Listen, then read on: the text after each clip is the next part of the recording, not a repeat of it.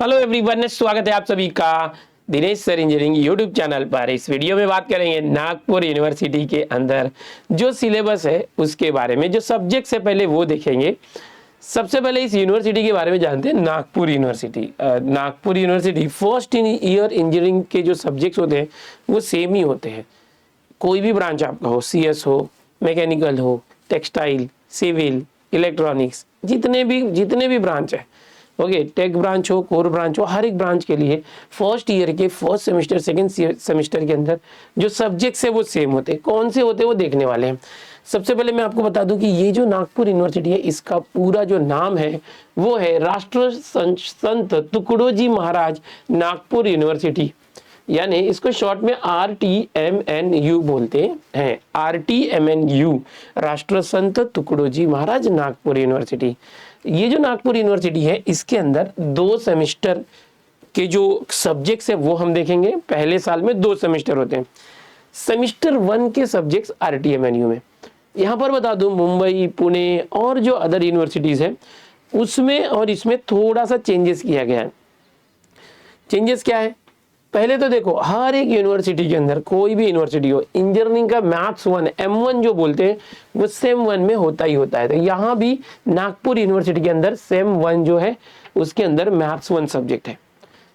मुंबई में physics chemistry दोनों subjects include होते हैं। पुणे में ऑप्शन होता है सेम 1 में और सेम 2 में किसी एक सब में फिजिक्स होगा, एक में केमिस्ट्री। वैसे ही नागपुर में भी है।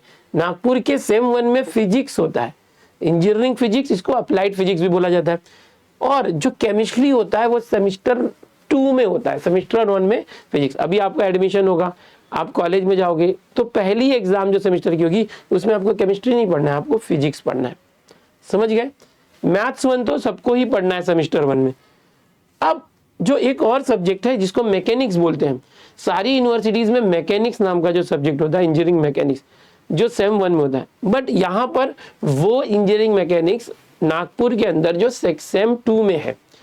तो सेम 1 में क्या है? ग्राफिक्स। जनरली ये बाकी यूनिवर्सिटीज के अंदर ग्राफिक्स जो है सेम 2 में होता है, बट आपको ये सेम 1 में है नागपुर यूनिवर्सिटी। और जो मैकेनिक्स सब्जेक्ट होता है वो सेम 2 में।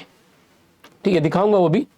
तो आपको पहले 3 सब्जेक्ट पता चल गए। अभी कॉलेज में जाने के बाद क्या पढ़ना है? फिजिक्स पढ़ना है, मैथ्स पढ़ना है, मैथ्स में भी M1 मैथ्स 1 और ग्राफिक्स। मैकेनिक्स जो है वो सेकंड सेम में पढ़ना है। ये 3 सब्जेक्ट हो गए। आगे देखते हैं जो चौथा सब्जेक्ट है कम्युनिकेशन स्किल। ये बहुत सारी यूनिवर्सिटीज में ये होता है सब्जेक्ट, कम्युनिकेशन स्किल। 5वां सब्जेक्ट है energy and environment, EVS type होता है। 6ठा सब्जेक्ट जो है basics of civil and mechanical.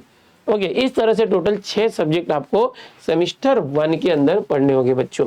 Okay, अब होगा क्या, आप एडमिशन लेते हो, पढ़ाई करते हो, 3-4 महीने के बाद एग्जाम आती है, ये 6 सब्जेक्ट आप पढ़ते हो, आपकी एग्जाम खत्म हो जाती है। अब सेमेस्टर 2 चालू होता है तो ये सब्जेक्ट बदल जाते हैं। सेमेस्टर 2 की बात करेंगे, सेम 2 के अंदर जो RTMNU है उसमें मैथ्स 1 की जगह मैथ्स 2 आ जाएगा, पहला सब्जेक्ट।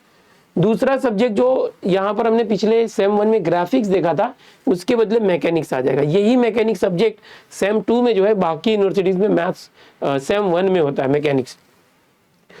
केमिस्ट्री जो है यहाँ पर सेम 2 में आ जाएगा। सेम 1 में फिजिक्स था, अब फिजिक्स नहीं रहेगा, सेम 2 में केमिस्ट्री रहेगा।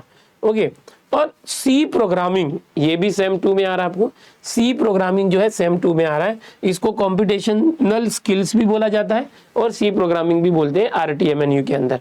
5वां सब्जेक्ट है basic electrical engineering, BEE। Okay, BEE जो ये सब्जेक्ट है ये सेम 2 में आ जाएगा। और 6ठा सब्जेक्ट है एडवांस्ड इंजीनियरिंग मटेरियल्स। इस तरह से टोटल 6 सब्जेक्ट आपको सेम 2 में होते हैं। तो जो सेम 1 में है वो चेंज होकर सेम 2 में बदल जाता है। और वैसे ही तो बाकी यूनिवर्सिटीज और इसमें यही फर्क है थोड़ा थोड़ा कि कुछ सब्जेक्ट सेम 1 में होते हैं, कुछ सेम 2 में होते हैं, बट रहेगा तो सब वही।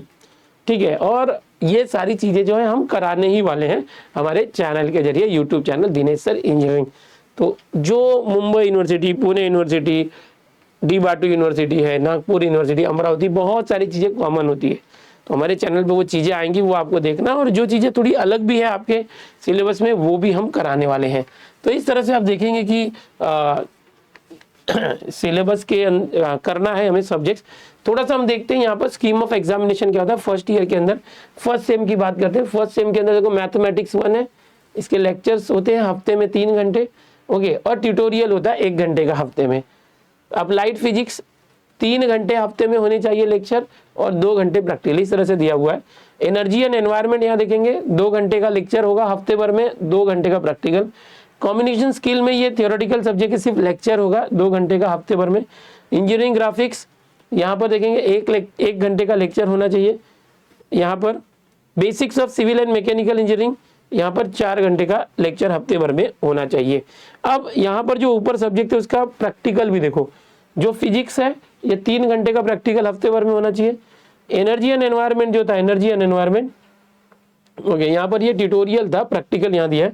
एनर्जी एंड एनवायरनमेंट का 2 घंटे का प्रैक्टिकल। कम्युनिकेशन स्किल जो है उसका 2 घंटे का प्रैक्टिकल। यहाँ कम्युनिकेशन स्किल का लेक्चर था 2 घंटे, इसमें ट्यूटोरियल नहीं था बट प्रैक्टिकल है 2 घंटे। इंजीनियरिंग ग्राफिक लैब, यहाँ पर देखो ये ग्राफिक को 1 घंटे का लेक्चर था हफ्ते भर में, यहाँ पर इंजीनियरिंग ग्राफिक का 4 घंटे का प्रैक्टिकल है।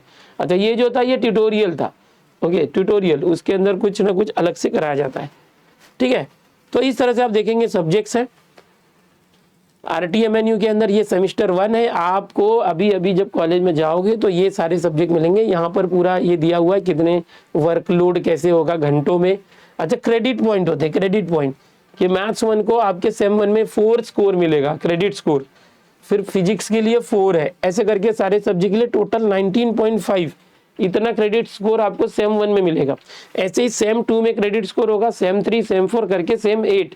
4 साल के अंदर 8 सेमेस्टर होते हैं, 8 के 8 सेमेस्टर में टोटल जो क्रेडिट स्कोर होगा उसमें आपको ज़्यादा स्कोर करना है और उसके बेसिस पे आपका रिजल्ट बनने वाला है। तो ये है राष्ट्र संत तुकडोजी महाराज नागपुर यूनिवर्सिटी, और ये अभी एडमिशन लेने के बाद आपको जो है 6 सब्जेक्ट सीखना है। इसकी और डिटेल अंदर क्या सिलेबस है, अगर मैथ सब्जेक्ट है तो मैथ्स का क्या सिलेबस है, ये सब हम आपको बताने वाले हैं हमारे चैनल पर। चैनल पर पहली बार आप लोग आए तो चैनल को सब्सक्राइब कर लो, वीडियो को लाइक करके अपने दोस्तों में ज़्यादा शेयर जरूर करना। मिलते हैं सिलेबस वाले वीडियो में, सारे सब्जेक्ट के हम सिलेबस भी लेकर आपके लिए आने वाले हैं।